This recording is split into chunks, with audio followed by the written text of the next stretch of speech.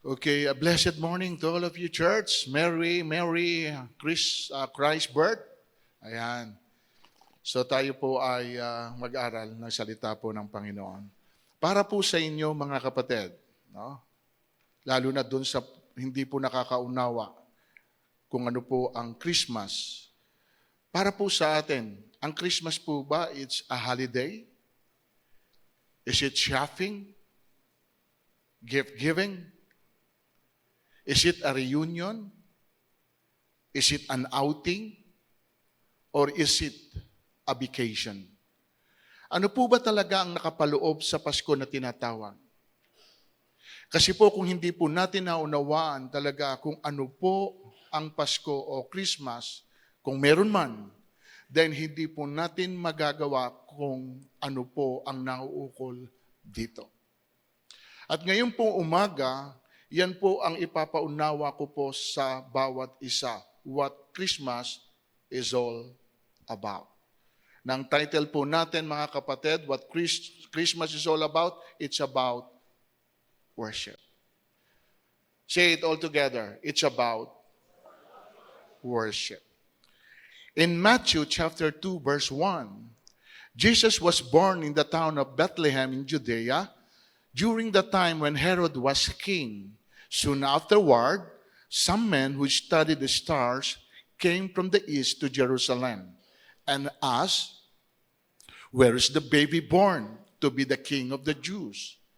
We saw his star when it came up in the east, and we have come to worship him." Again, we have come to worship him. Verse 3. When King Herod heard about this, he was very upset, and so was everyone else in Jerusalem. He called together all the chief priests and the teachers of the law and asked them, where will the Messiah be born? Verse 5, in the town of Bethlehem in Judea, they answered. For this is what the prophet wrote. Bethlehem in the land of Judah, you are by no means the least of the leading cities of Judah. For from you will come a leader who will guide my people Israel. Verse 7, so Herod called the visitors from the east to a secret meeting and found out from them the exact time the star had appeared. Then he sent them to Bethlehem with this instruction, go and make a careful search for the child, and when you find him, let me know so that I too may go and again worship him. Verse 9 and 10. And so they left, and on their way they saw the same star they had seen in the east. When they saw it, how happy they were. What joy was theirs. It went ahead of them until it stopped over the place where the child was. Verse 11. Then they went into the house, and when they saw the child with his mother Mary, they knelt down and worshiped him. They brought out their gifts of gold, frankincense, and myrrh, and presented them to him. May the Lord add blessing upon the reading of his powerful word. Now, dito po mga kapatid sa binasa po natin, makikita po ninyo yung pong pantas na nagtanong kung nasaan po isinilang po yung bata. Ang purpose po nila ay para po sila sumamba. Amen po. At sabi rin po ni Herod, doon po sa mga pantas, na dumaan po sa kanya, sabi niya, if ever na makita po ninyo yung bata, makita niyo yung bata, sabihin niyo agad sa akin nang ako din ay makasamba. Tama po ba? At nung makita nga po nung mga pantas, yung bata, pagpasok pa lang po, ano po agad ginawa nila? They worship him. Okay? Meaning, ang Pasko, mga kapatid, ay pagsamba. Amen. Worship. Hallelujah. At sa pagsamba, marami po itong mukha. Iba't iba nga lang ang pamamaraan. At yan po ang atin pong pag-uusapan. Okay? Una, mga kapatid, ang unang mukha ng pagsamba, expectant worship. Ayan. Ano po ba ibig sabihin ng expectant? Yung inasam, umaasam, yung hinahangad. Yung inasam po nila, hinangad po nila, pinangarap po nila na sila'y makasamba. Kaya nga po mga kapatid, kahit po ang layo po nila, hindi po ito naging hadlang para sa kanila dahil po yun yung nais po nila, ang sumamba. Tama po ba mga kapatid? At makikita naman po natin dito, nung matapos po silang sumamba, nung maibigay po nila yung kanila pong regalo doon po sa isinilang na sanggol, umalis na po sila. Amen. Wala po silang another agenda. Ang ginawa lang po nila, nung makita nila at matagpuan, ibinigay po nila yung para puro sa bata, and after that, sumamba po sila, and then umalis na po sila. Gusto niyo ipakita ko sa inyo kung gaano po katagal at kalayo yung kanila pong paglalakbay para lamang matagpuan nila yung bata na isinilang? Okay, tingnan po natin mga kapatid. Okay? Sa Matthew chapter 2, Jesus was born in the town of Bethlehem in Judea during the time when Herod was king. Soon afterward, some men who studied the star came from the east to Jerusalem and asked, "Where is the baby born? Where is the baby born?" Ano tawag? Baby. Okay? To be the king of the Jews. We saw his star when it came up in the east, and we have come to worship him. Verse 11. They went into the house, and when they saw the child, they saw the baby? The child.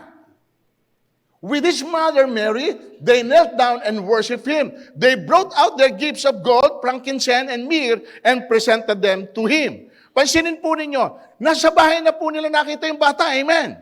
Hindi na po kung saan po isinilang. Doon sa sinasabing sabsaban. Pangalawa, hindi na po siya sanggol. Hindi na siya baby. Isa na po siyang child. Pag sinabing child, hindi na baby, bata na. Amen.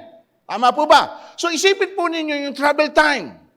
Mahanap lang nila yung bata para lang sumamba. Now, ano po ang aral na makukuha po natin sa ginawa po ng mga pantas? One, wala po sa kanila yung layo, yung tagal, yung hirap. Ang mahalaga po sa kanila, mahanap nila ang Panginoon just to be in His presence para lang po makasamba. Kung nakuha lang nilang gawin ito, mga kapatid, ito, kung nakuha nilang gawin ito kay Kristo, tayo, ano ang kaya rin natin gawin para sa Kanya? Hindi ho natin kailangan maglakad ng malayo para lang puntahan siya. Hindi natin kailangan maghira para lamang hanapin siya sapagkat naririto po siya, where 2 or 3 gathered in His name, there He is in our midst. Tama po ba? Pero nararamdaman kaya ng Diyos na sabik din tayo na hinahanap siya. Sabik tayo na pinupuntahan siya dahil umaasam din tayo na makakasamba sa Kanya. Tulad po ba tayo ng mga pantas na ito na mahalaga sa kanilang pagsamba? You think? Church, makinig po kayo. Kung ang araw po ng linggo ay pagsamba, ay hindi mahalaga sa inyo, kaya madalas wala po tayo dito. Anong araw ngayon ang sasabihin nyo sa akin na mahalaga para sa inyo?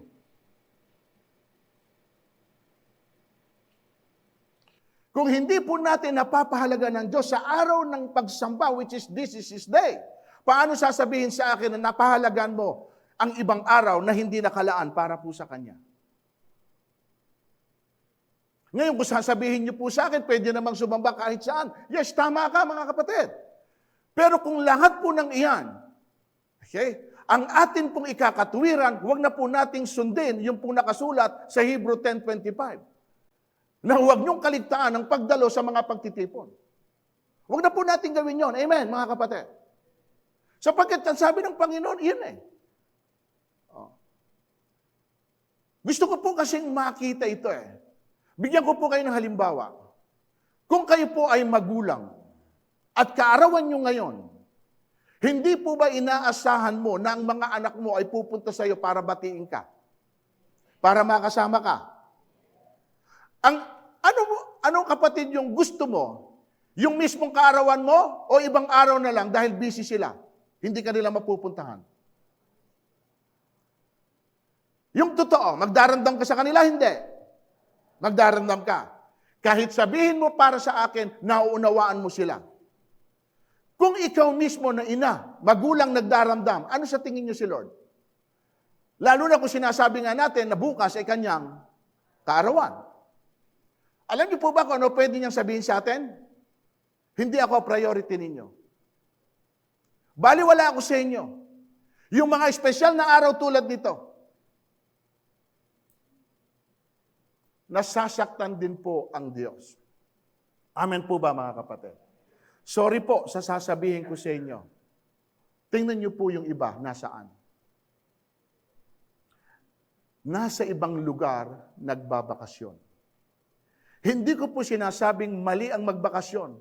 Pero yung Pasko, ang ito, hinahanap nila si Kristo, pinupuntahan nila si Kristo, sinamba nila si Kristo. Ang bakasyon po ay hindi para kay Kristo. Yun po ay para sa sarili natin. Tama po ba? Listen. Ano tawag nyo rito? Yung kunin mo yung para sa akin at gamitin mo para sa sarili mo, ano tawag nyo? Yung kunin mo yung para sa akin at gamitin mo para sa sarili mo, ano tawag nyo?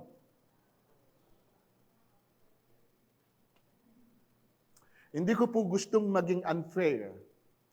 Hindi ko po gustong maging unfair o maka-open sa iba. Pero dito kasi ang pinag-uusapan po natin, Pasko. Amen po ba? Alam niyo po ba na ito po ay pinag-usapan po namin ng mga pastor na wala po sana tayong service ng Monday sapagkat magkasunod. Sunday ngayon, bukas ay Pasko. Sabi ng pag-uusap namin, huwag na tayong mag-service ng Pasko, magkasunod, parehas na rin yun. Nakasagot ako sa kanila, sige, ako, para makapagpahinga, makapaglaan naman ng oras. Pero alam niyo po ba, mga kapatid, binago ko po yung desisyon ko. Sabi ko, hindi, tuloy natin. Kahit kako ilan na lang kami, kahit kako 3 lang kami, 2 lang kami, tutuloy ko kako yung service. Bakit? Sapagkat gusto ko po doon sa araw na yon, mismo, kung yun man yung araw na pinapahalaga natin, gusto ko makasamba kay Kristo. Amen po mga kapatid. So why? Because Christmas is all about worship. It's all about worship. Sorry po again. Tingnan niyo yung iba, late nang dumating sa pagsamba. Tapos na ang worship. Ako po, naunawaan ko po sila. Baka po kasi hindi nila feel yung praise and worship. Yung pagsamba na umaawit, sumasayaw, at nagtataas ng kamay. So the reason why they came after the worship. Pero hindi po tayo naparito para lamang po mga kapatid sa mensahe. Amen? Naparito po tayo para sumamba. Pero kung na-miss po natin yung pagsamba, paano po natin sasabihin ngayon na tayo ay nakasamba? Alam ko pong gusto po natin yung mensahe, mga kapatid. Pero ang message po natin is only an icing ng cake. Amen ba? Ang cake ay ang presence ng Lord, and that is worship. Yun po yung purpose natin, mga kapatid. Kaya tayo ay pumupunta rito sama-sama for the purpose of worshiping our Creator. Worshiping our Lord. Hindi lamang just to hear His message, mga kapatid. Again, bonus na lang po yung message. Hindi ko sinasabing hindi mahalaga ang mensahe. Pero mas mahalaga sa akin ay yung pong pagsamba. Why? Sapagkat ang worship intended for Christ. Intended for Him. Ang message intended for us. Hindi ho ang message ay para sa Panginoon. Ang message ay para po sa atin. Amen. Pero ang pagsamba ay para sa Diyos. Kung dumating ka rito na mensahe lang, then na mismo yung pong ano. Na mismo yung pagsamba. Are you with me? Pangalawa, mga kapatid, na makikita po natin doon sa teksto na binasa natin, ang mukha ng pagsamba, okay? Expressive worship. Yung pong nagpapahayag. Tingnan natin doon sa verse 10. When they saw the star, they rejoiced with exceeding great joy. Hindi pa nila nakikita yung bata, yun lang pong star. Tingnan na po ninyo yung expression po nila. Tingnan nun yung joy. Sapagkat doon pa lang sa star, nakita nila na meron po silang pag-asa. Meron silang direksyon. Sapagkat yun ang naglilid kung saan po nila matatagpuan yung sasambahin po nila. Amen. And when they were coming to the house, they saw the young child with Mary, his mother, and fell down and worshiped him. And when they had opened their treasures, they presented unto him gifts, gold, frankincense, and myrrh. Exceedingly great joy. Ibig sabihin, mga kapatid, labis ang kanilang katuwaan at kagalakan, sobra ang saya nila nung makita lalo na yung bata. Hindi lamang iyon ang nangyari, mga kapatid. Okay? Hindi po mga ordinaryong tao ito. Nagpatira pa sila sa harapan ng isang bata. Look at these people.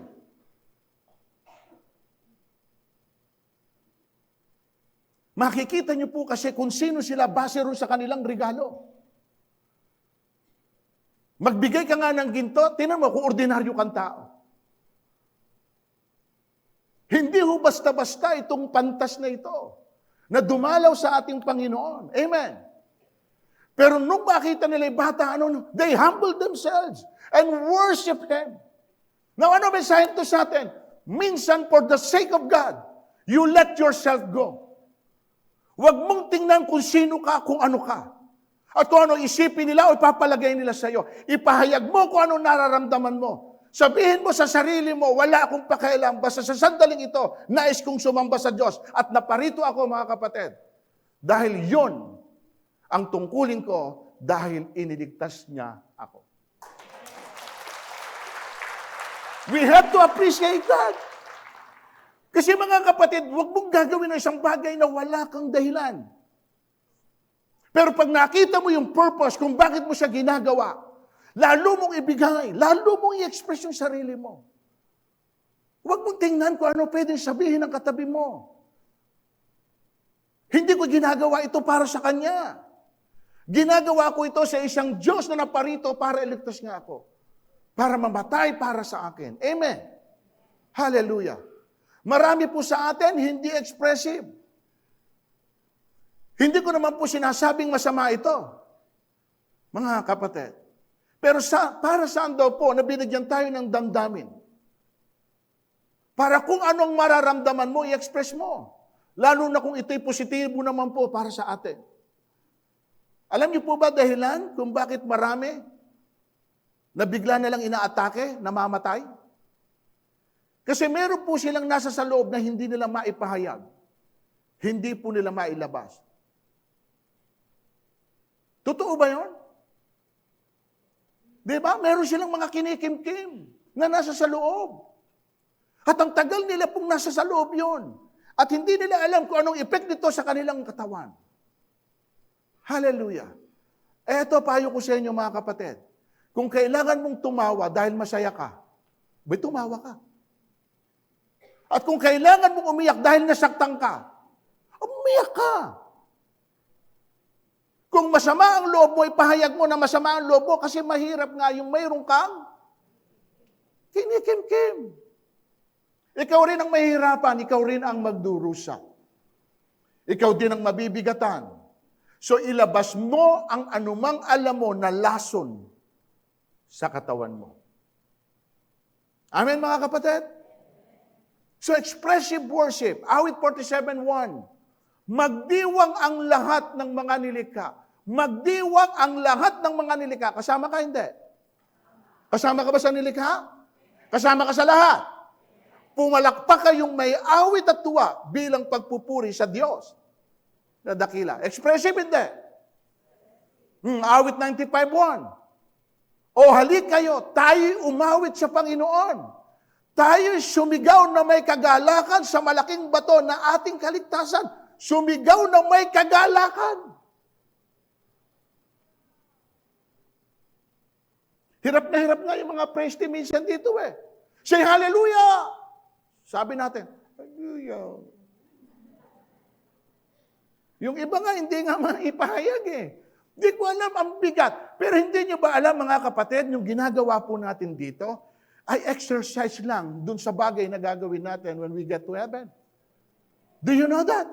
Ang mabigat kung hindi natin kayang gawin dito, yung gagawin natin sa langit ay doubt.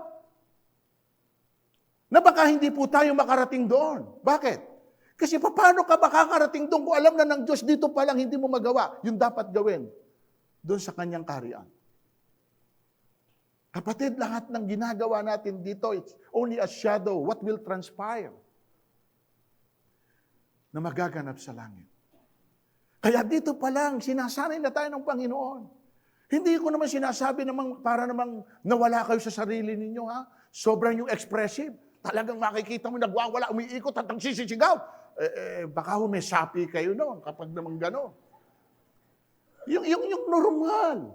Kasi yun ang damdamin nyo, amen. Awit 95:1. Halik kayo, sabi nga ron, sumigaw. Tuloy natin. Pagdating ng pagsamba mo, mga kapatid sa Diyos, dapat all out ka. Ipahayag mo kung anong nasa loob mo. Alam niyo ba, mga kapatid, kung hindi mo raw kayang magtaas ng kamay sa Diyos, bilang pagsamba mo, isang araw itataas mo yan. Isang araw itataas mo yan. Tingnan natin. Awit 134 verse 2. Itaas niyo ang inyong mga kamay sa dakong banal at ang Panginoon papurihan. Nakita niyo? Itaas niyo ang inyong mga kamay. Dito, makikita mo lang iilan. Hindi kaya eh. Ang bigat. Hindi nyo alam na ang pagtaas ng kamay ay uri ng pagsamba. Amen. You surrender everything to God. I stand in awe to you, Majesty. I stand in awe. Sapagkat nakikita mo who you are. Alam mo kung sino ka at kung sino siya na iyong sinasamba. At doon lang sa paraan na yun, na it is a gesture na kung saan ipinahayag mo, hindi ka man nagsasalita, pero doon sa katawan mo, yung kilos ng katawan mo, ay nagpapahayag kung sino siya bilang dakilang Diyos. Amen! Kung gagawin rin lang daw natin ito isang araw, bakit hindi na natin gawin ngayon? Kung iyon ang kinakailangan. Bakit hindi natin magawa? Alam nyo dahilan? Sabay-sabay. Dahil? Kita nyo kapatid? Alam nyo dahilan. Dahil? Paano kung dumating yung araw na gusto mo man o hindi dahil nahihiya ka, pero kailangan mo nang itaas dahil inuobliga ka na ng Panginoon na kapag hindi mo itinaas ang kamay mo, mamamatay ka. Tataas mo hindi. Kita nyo na kapatid. Napilitan ang itaas dahil po kapag hindi mo itinaas, mamamatay ka. Tanong ko ngayon sa iyo, yung pagtaas mo ng kamay, totoo hindi? Hindi. Bakit? Kaya mo lang itinaas dahil natakot kang mamatay. You see, doon pa lang malalaman mo na kung sino ka eh. Kung talagang nandun po yung design na sumamba. At mamaya makikita ninyo, baka makalimutan ko lang in advance. Sapagkat dalawa po sila rito actually. Si Herod nagsabi na siya, hanapin mo yung bata, sasamba ko. Tama. Yung pong pantas, kaya hinahanap yung bata para sumamba. Dalawa, na iisang gusto, sumamba. Pero tingnan nyo kung sino ron ang totoo. Si Herod pinahanap yung bata at sinabi niyang sasamba siya. Pero ang totoo, hindi, para patayin yung bata dahil threat sa kanya. Hindi siya para sumamba. So anong gusto kong i-connect sa atin? Huwag sana na narito ka, pero hindi yun ang purpose mo. Kasi sayang ang lahat ng effort mo. Sayang ang lahat from where you are, pumunta ka rito para lamang doon sa purpose na yon, pero hindi po nangyari yung purpose. And whatsoever reason, ikaw nakakala. Kaya huwag ninyong sanang ma-miss na kaya kayo pumunta rito ay para makasamba. At siguruhin ninyo, mga kapatid, na kapag lumabas kayo dito sa tahanan ito ng Panginoon, masasabi nyo sa sarili nyo, salamat Lord, binigyan mo ko ng pagkakataon na makasamba sa iyo. Because that is real. Ikaw yun. Amen, mga kapatid?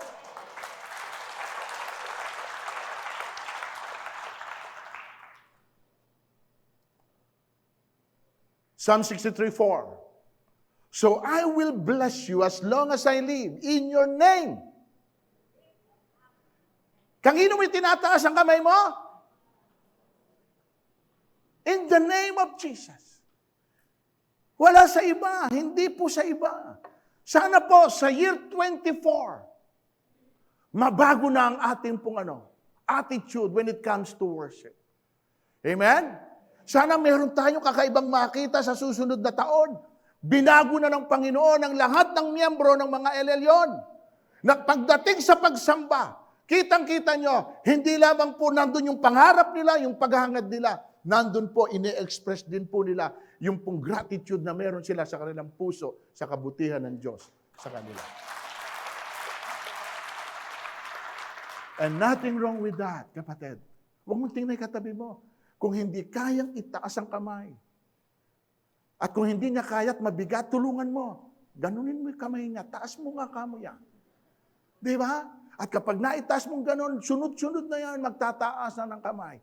Itinataas mo ang kamay mo, hindi para kung kangino, itinataas mo kamay mo para saan? Sa Diyos mo. Amen? Kapatid, pag sa Diyos, pagdating ba sa Diyos, wala kang hindi gagawin? So tingin mo lang, ang usapan nito, pagdating ba sa Diyos, walang hindi ka gagawin? Dapat ganun ang sagot. Lord, pagdating sa iyo, walang hindi ako gagawin. Bakit? Hindi ko kayang bayaran yung ginawa mo sa akin eh. Yung iniligtas mo ko mula sa impyerno, hindi ko na kayang bayaran yun eh.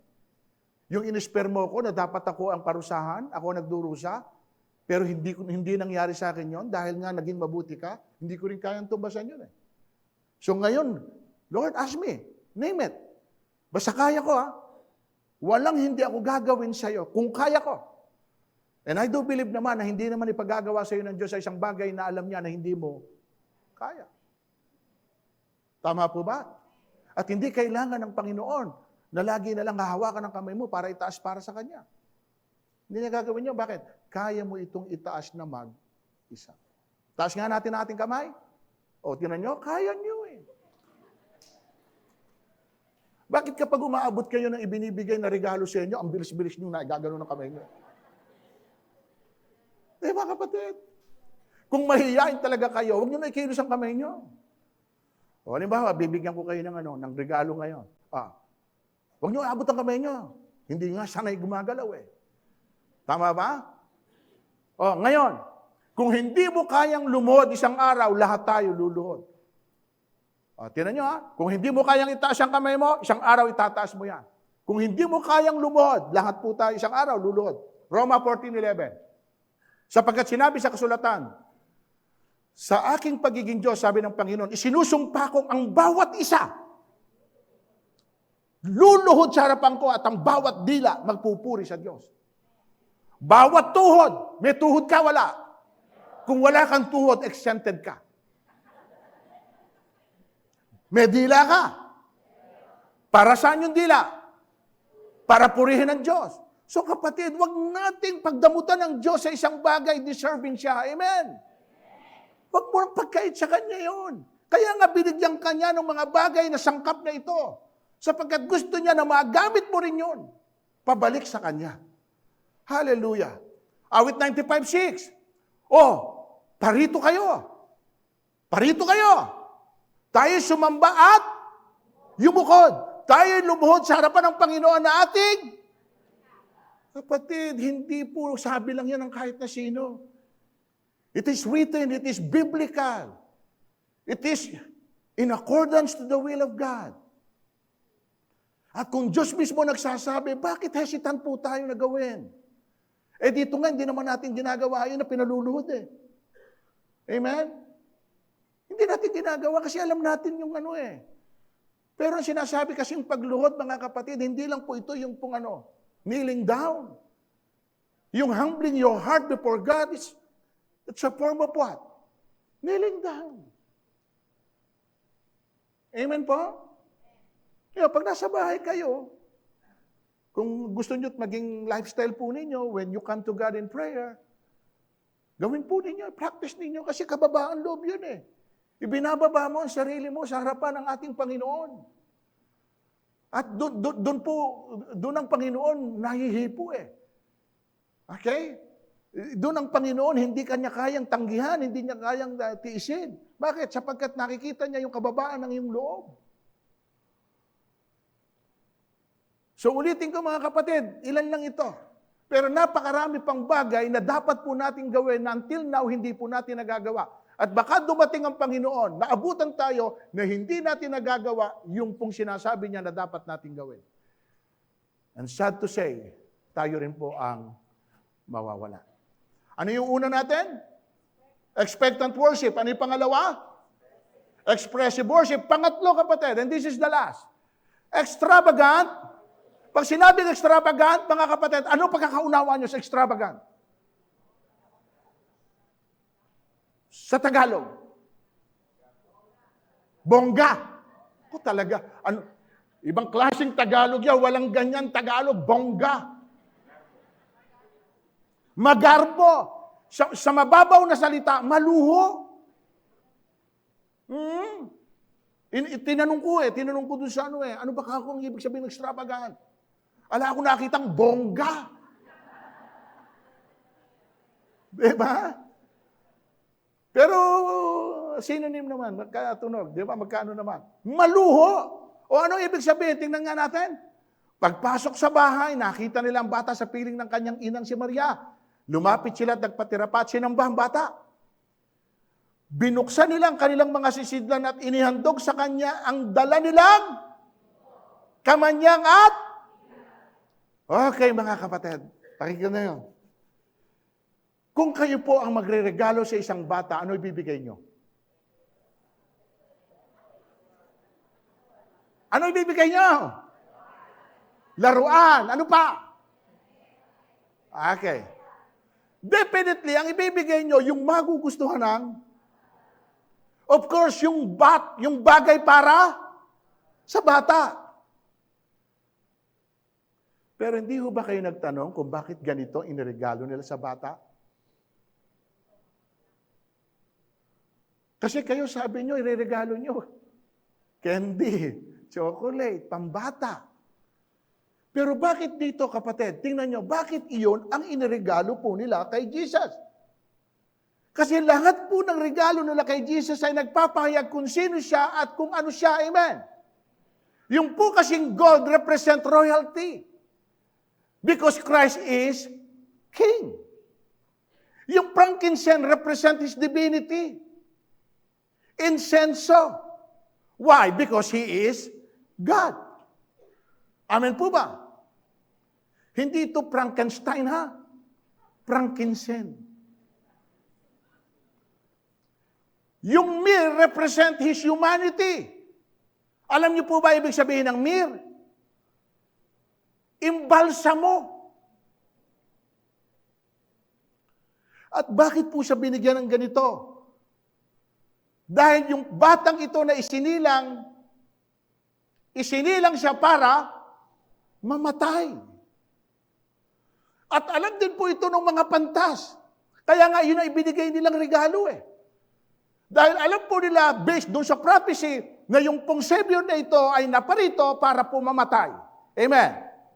Church, kung kayo po ang magulang at isinilang po ninyo ang isang bata, at may nagregalo sa inyo ng ataol, matutuwa kayo?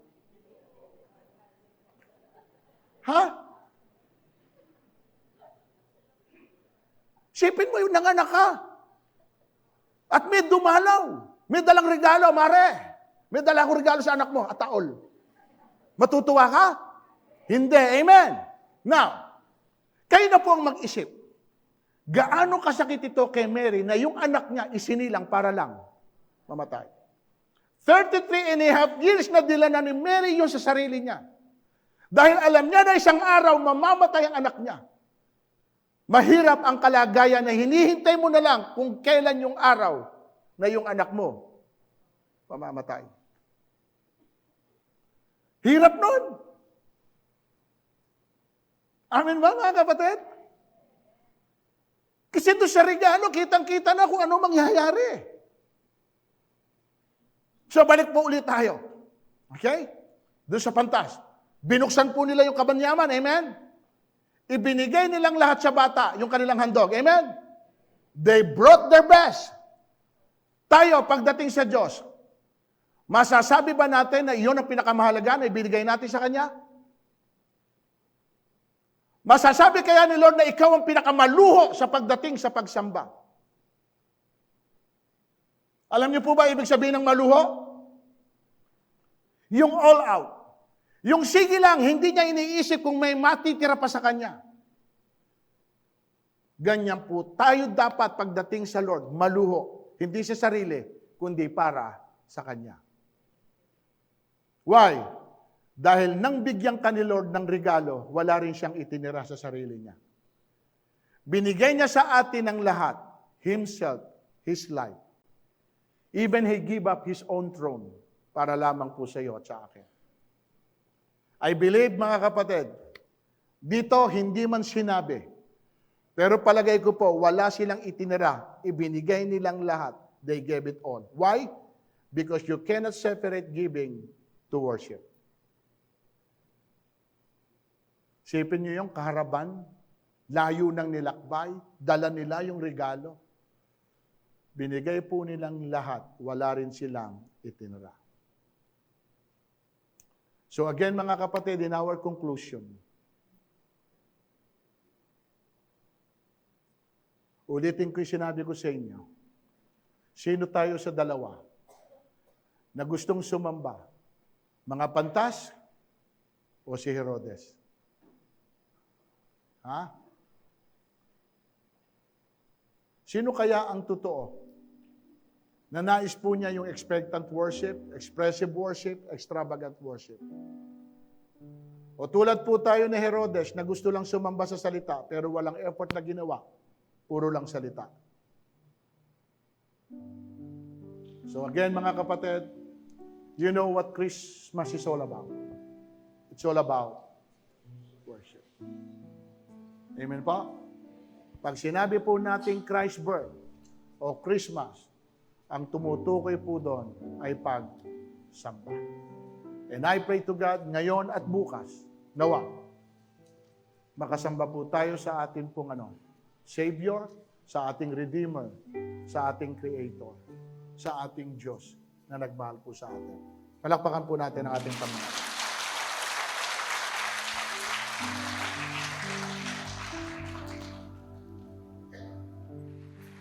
Tayo po'y manalangin sa Diyos. Ama, salamat muli, Panginoon o God, sa aral na tinuro mo sa amin ngayong pong umaga, na ang layunin, Panginoon, ng Pasko, ng Christmas, ay pagsamba. Salamat po, Panginoon, na kahit hindi po araw ng Pasko, tinuturuan mo kami, Panginoon o God, maging sa araw-araw ng buhay namin, lalo na po sa araw na itinakda mo tuwing linggo.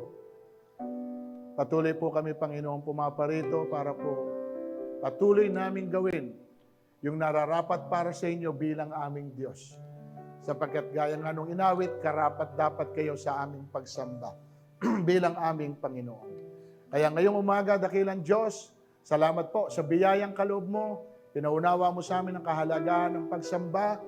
Lord, pagdating sa iyo, kailangan po all out kami, wala kaming itinitira. Wala po kaming bagay, Panginoon o God, na nire-reserve para po sa aming sarili o maging kanginuman. Sapagkat, Panginoon o God, Lord, kayo ang karapat-dapat na tumanggap ng lahat ng ito, ng papuri, ng parangal, ng pagluwalhati, sapagkat kayo lang naman ang gumawa ng mga bagay na hindi po kayang gawin ng sinuman. Kaya ngayon pong umaga, Panginoon, nakikigalak po kami at nakikisaya. Lord, salamat sa iyong pagparito, Panginoon. Salamat sa kaligtasan na ibinigay mo.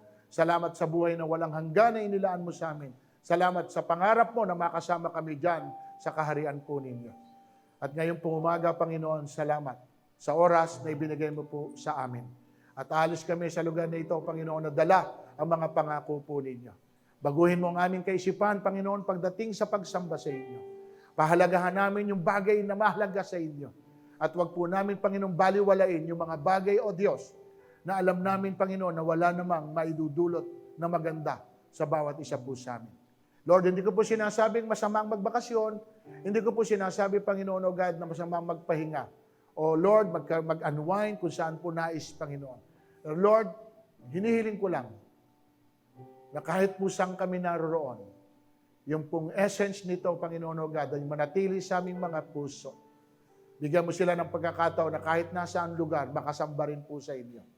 Salamat po, Panginoon. Pagpalain mo ang bawat isa sa amin na narito ngayong pong umaga. Nasama-sama kami, Panginoon O God, na nagpuri sa inyo. Tas po natin ang ating kamay. Ang pagpapala ng Diyos Ama ay mapasa bawat isa po sa atin. Ang kapayapaan ng ating Panginoong Hesus na siyang nagbibigay nito sa ating isip, sa ating puso, ay mapasa bawat isa. At higit sa lahat, ang gabay at patnubay ng Santong Espiritu ay patuloy nating maranasan sa araw-araw ng ating pong buhay. Sumagana tayo sa kabutihan ng Diyos na inilalaan para sa atin. Maging pagpapala tayo sa marami, tulad ng pagpapala rin nila sa bawat isa sa atin. Muli, Panginoon, sa iyo papuri, sa iyo parangal, sa iyo ang pagluwalhati. Ito po aming samot dalangin, sa pangalan po ng aming Panginoon Jesus at ang lahat ng anak ng Diyos ay magsabi na, God bless you mga kapatid. And